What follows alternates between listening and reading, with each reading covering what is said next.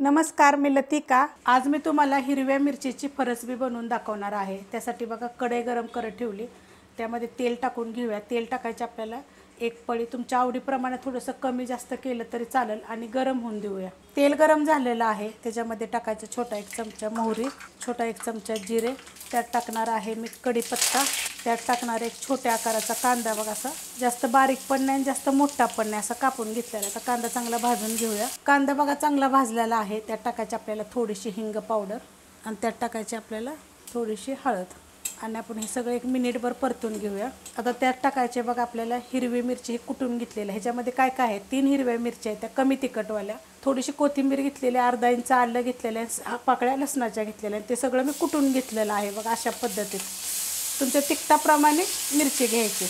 आपल्याला काय करणार, 1-2 मिनटं परतून घ्यायचं आणि हिरवी मिरची काय भाजलेली नव्हती, सगळं कच्चंच कुटलेलं होतं। मस्त असं बघा परतून घेतलेलं आहे। गॅस आहे मिडियमच, त्यात टाकणार एक छोट्या आकाराचा टोमॅटो आणि ह्याला पण 1 मिनिटभर फक्त परतून घ्यायचं आहे। मिनिटभर बघा परतून घेतलेलं आहे।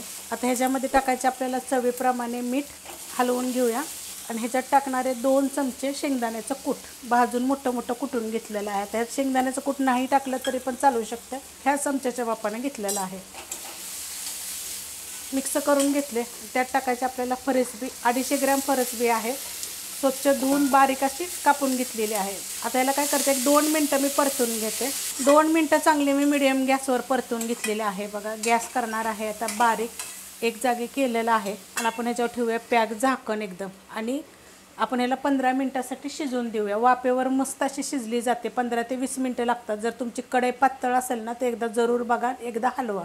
बारीक गॅसवर बघा झाकण ठेवलं तर एकदा मी हलवलेलं आहे, मस्त अशी बघा शिजलेली आहे।